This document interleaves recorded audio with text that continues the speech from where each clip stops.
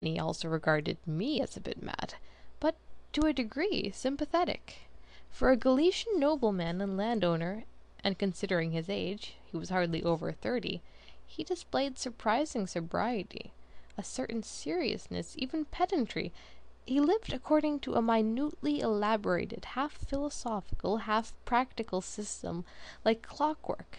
Not this alone, but also by the thermometer, barometer, aerometer, hydrometer. Hippocrates, Hufeland, Plato, Kant, Knigge, and Lord Chesterfield. But at times he had violent attacks of sudden passion, and gave the impression of being about to run with his head right through a wall. At such times everyone preferred to get out of his way. While he remained silent, the fire sang in the chimney, and the large venerable samovar sang, and the ancient chair in which I sat rocking to and fro, smoking my cigar, and the cricket in the old walls sang too. I let my eyes glide over the curious apparatus, skeletons of animals, stuffed birds, globes, plaster casts, with which his room was heaped full, until by chance my glance remained fixed on a picture which I had seen often enough before, but today, under the reflected red glow of the fire, it made an indescribable impression on me. It was a large oil painting, done in the robust, full-bodied manner of the Belgian school. Its subject was strange enough. A beautiful woman with a radiant smile upon her face, with abundant hair tied in a classical knot, on which white powder lay like a soft hoarfrost, was resting on an ottoman, supported on her left arm. She was nude in her dark furs. Her right hand played with a lash, while her bare foot rested carelessly on a man, lying before her like a slave, like a dog. In the sharply outlined but well-formed lineaments of this man lay brooding melancholy and passionate devotion. He looked up to her with the ecstatic burning eye of a martyr. This man, the footstool for her feet, was Severin, but beardless, and, it seemed, some 10 years younger. "Venus in furs!" I cried, pointing to the picture. "This is the way I saw her in my dream." "I too," said Severin, "only I dreamed with open eyes." Indeed, it is a tiresome story. "Your picture apparently suggested my dream," I continued, "but do tell me what it means. I can imagine that it played a role in your life, and perhaps a very decisive one, but the details I can only get from you." "Look at its counterpart," replied my strange friend, without heeding my question. The counterpart was an excellent copy of Titian's well-known Venus with the Mirror at Dresden Gallery. "And what is the significance?"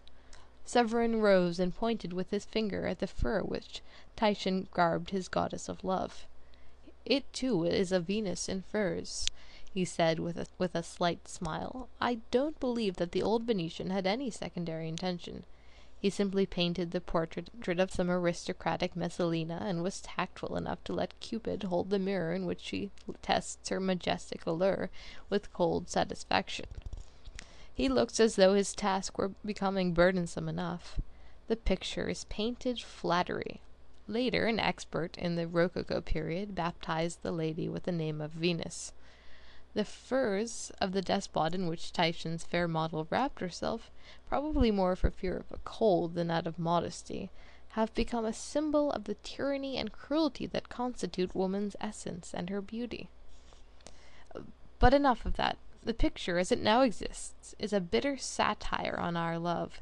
Venus, in this abstract north, in this icy Christian world, has to creep into huge black furs so as not to catch cold." Severin laughed and lighted a fresh cigarette. Just then the door opened, and an attractive, stoutish, blonde girl entered. She had wise, kindly eyes, and was dressed in black silk, and brought us cold meat and eggs with our tea. Severin took one of the latter and decapitated it with his knife. "Didn't I tell you that I want them soft-boiled?" he cried with a violence that made the young woman tremble. "But my dear she said timidly. "Saved nothing," he cried. "You are to obey. Obey, do you understand?" And he tore the caoutchouc which was hanging beside the weapon from its hook. The woman fled from the chamber quickly and timidly like a doe. "Just wait, I'll get you," he called after her.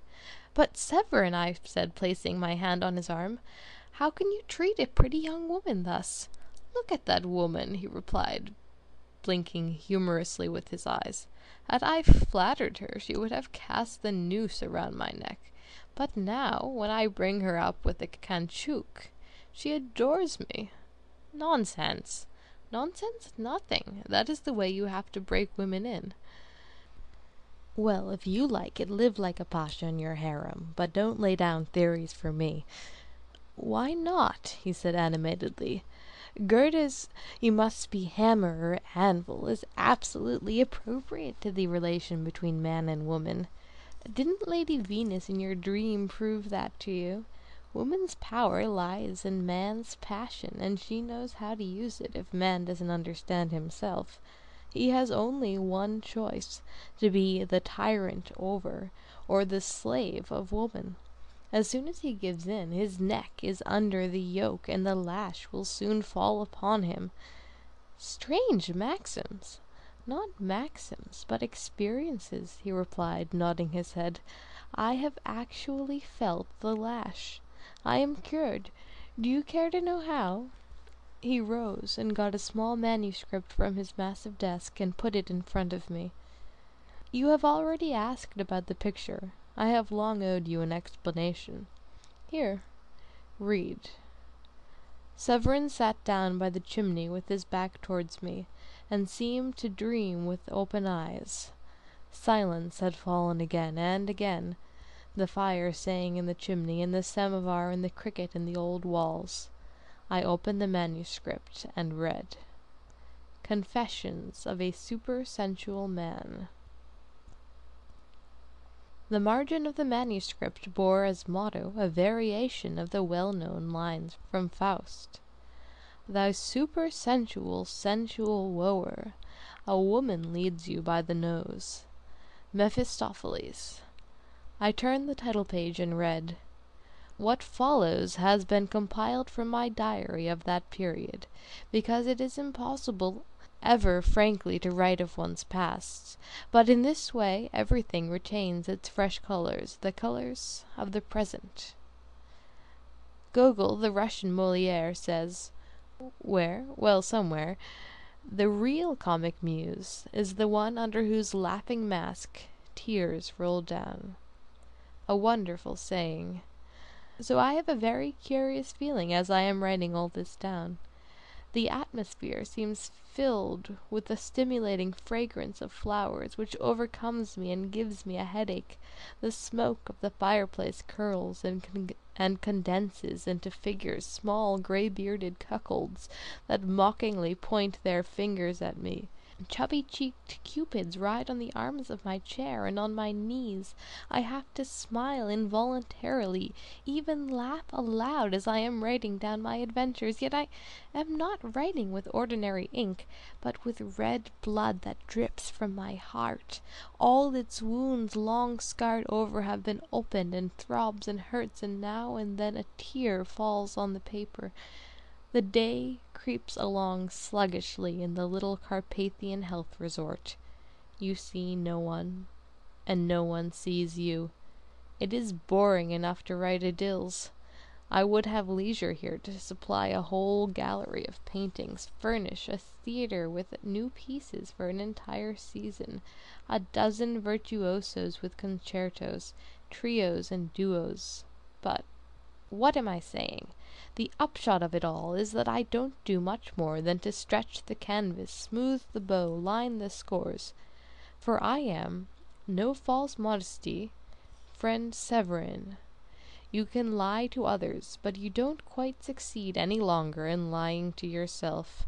I am nothing but a dilettante in painting, in poetry, in music, and several other of the so-called unprofitable arts, which, however, at present secure for their masters the income of a cabinet minister, or even that of a minor potentate.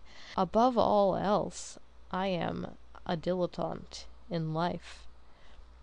Up to the present I have lived as I have painted and written poetry.